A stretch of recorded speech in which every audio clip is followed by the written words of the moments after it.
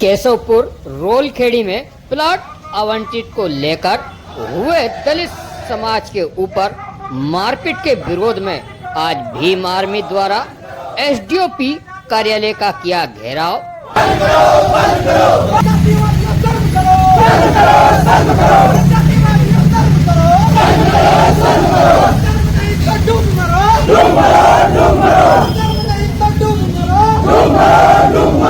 नमस्कार, मैं हूं ओमकार सिंह और आप देख रहे हैं गुप्तचर मीडिया। आपको बता दें, केशवपुर के ग्राम वासियों सहित भीम आर्मी के कार्यकर्ताओं ने नारेबाजी करते हुए विरोध प्रदर्शन किया।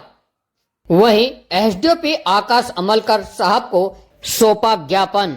जावर थाना प्रभारी पर भी पक्षपात के लगे आरोप।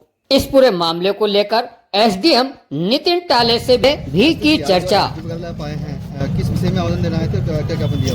देखिए, कान्याखेड़ी जो डूब क्षेत्र में जलाशय क्षेत्र में आता है, तो जिसको लेकर वो गांव पूरा विस्थापित हो रहा है, तो वहाँ पर सर्व जाति के लोग रहते हैं। तो जिसको लेकर सरकार की गाइडलाइन के अनुसार, संविधान की गाइडलाइन के अनुसार जब कोई डूब क्षेत्र में आता है तो उस गांव को पुनः स्थापित करने के लिए कहीं और जगह आवंटित की जाती है। तो और वहाँ पर हॉस्पिटल, मंदिर और सरकारी सोसाइटी और अपना जो कम्युनिटी हॉल है, स्कूल, गवर्नमेंट स्कूल, ये सभी व्यवस्थाएं वहाँ पे और सीसी रोड प्रोवाइड करवाई जाती है। लेकिन मैंने देखने में आया मुझे कि यहाँ के जो ग्रामीणों के साथ में भेदभाव करके, जातिवाद करके जो चमार बलई, वो भंगी समाज के जो लोग हैं और उसमें मुस्लिम भी कुछ हैं, इन लोगों को गांव के जो नक्शा, जो लेआउट है, उसमें एक तरफ दिया गया है और लगभग जो पूरा नक्शा है उसमें प्लॉट क्रमांक 1 से तो 98 तक एक ही जाति के लोगों को आवंटित करने का काम किया गया है। जबकि गवर्नमेंट के नियम अनुसार खुद एसडीएम ने इसकी वो अधिसूचना निकाली थी कि 20 अगस्त 2025 को सुबह 10 बजे ग्राम पंचायत में जाकर अधिकारी जो एसडीएम महोदय हैं वो वहाँ पर जाके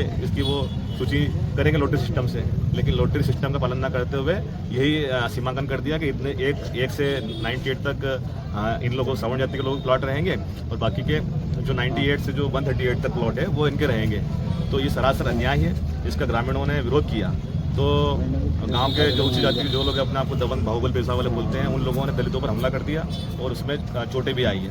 तो उसमें न संज्ञान न लेते हुए जावर टीआई ने इनके विरुद्ध ही झूठी एफआईआर कर दी 4 लोगों के खिलाफ। अब मुझे बताइए कि भाई पीटने वाला पीट भी रहा है और मारने वाला मार के एफआईआर भी करवा रहा है। और दूसरी बात ये है कि जावर टीआई ने भाई वहाँ पर जब दलित समाज के लोग जाते हैं तो उनसे संवैधानिक व्यवहार भी नहीं कर रहे हैं। तो ये इनकी जो सरकारी कर्मचारी जो अनुशंसा है उसके आचरण के विरुद्ध है। तो अच्छा, कहीं ना कहीं देखा जाए, जिस तरह देखा जाए तो सरकार द्वारा और एसडीएम द्वारा इनको प्लाट आवंटित किया था सीरियल वाइज, वो नहीं होते हुए एक मोहल्ला वाइज इनको दे दिया। हाँ, वो जैसा होता है ना वर्ण व्यवस्था में कि ब्राह्मण, क्षत्रिय, वैश्य, शूद्र, तो उसी प्रकार से यहाँ पर भी ये किया गया है कि एक तरफ हम ऊंची जाति के लोग रहेंगे और दूसरी तरफ आप नीची जाति के लोग रहेंगे। तो क्या भलाई समाज भंगी बसोड़ क्या नीची जाति के लोग, तो क्या इस प्रकार से व्यवहार करोगे? संविधान के अनुसार ये पूरा रवैया अच्छा नहीं है। और इन समांगों को लेकर हमने भाई प्रोटेस्ट सिस्टम से पद्धति की जाए और इसको लेकर हमने मेरे यहाँ की टीम से बात करी। हमारे संजय, अजय, हमारे 2 साथी हैं, भीम आर्मी साथी हमारे, इन लोगों से हमने बात करी और हम लोग इसके खिलाफ हाईकोर्ट में पिटीशन भी दायर करने वाले हैं। यहाँ पर अगर किसी भी अधिकारी, चाहे पटवारी, चाहे तहसीलदार, चाहे एसडीएम हो, चाहे एसडीओपी हो, चाहे एसपी कलेक्टर हो, अगर उन्होंने संविधान का पालन नहीं किया या जातिवादी रवैया अपनाया या दलितों को फ्री किया गया तो ये परमानेंट ही स्टे रहेगा। हमारे लोगों ने स्पष्ट ठान लिया कि पीछे हटने वाले नहीं है। अभी आपने जो आवेदन दिया है, अभी जो आपने एसडीओपी को आवेदन दिया है, क्या आश्वासन मिला आपको यहाँ? एसडीओपी महोदय से हमने मांग की थी कि भाई गांव के अंदर पुलिस व्यवस्था की जाए, तो पुलिस व्यवस्था रखी। हमने सीसीटीवी की मांग करी, सीसीटीवी कैमरे भी लगाई जाए, क्योंकि भाई हो सकता है कि भाई पुलिस वाले अगर नहीं रहे तो फिर क्या होगा वहाँ पर। अभी 4 की बात मांग करी थी, 2 पुलिस वाले लगे तो 4 लगाए जाए। दूसरा है कि जो एफआईआर की झूठी एफआईआर की गई उसमें भी उसकी जाँच की जाए और जो झूठी एफआईआर की गई उसको हटाया जाए और जावर टीआई को सस्पेंड किया जाए। अगला कदम क्या रहेगा? अगला कदम यह रहेगा कि अभी मैं एसडीएम महोदय से मिलने जा रहा हूँ, मेरी बात हुई है उनसे, तो मैं उनसे मौखिक रूप से मिलूंगा और अगर नहीं होता है तो फिर हम लोग इसको एक बड़ा आंदोलन के रूप में भोपाल तक भी जाएंगे और अगर वहाँ से भी नहीं होता है तो फिर भाई चंद्रशेखर राजा जी के नेतृत्व में हम लोग संसद में इसकी आवाज़ उठाने का काम करेंगे। लेकिन पीछे हटने वाला नहीं है।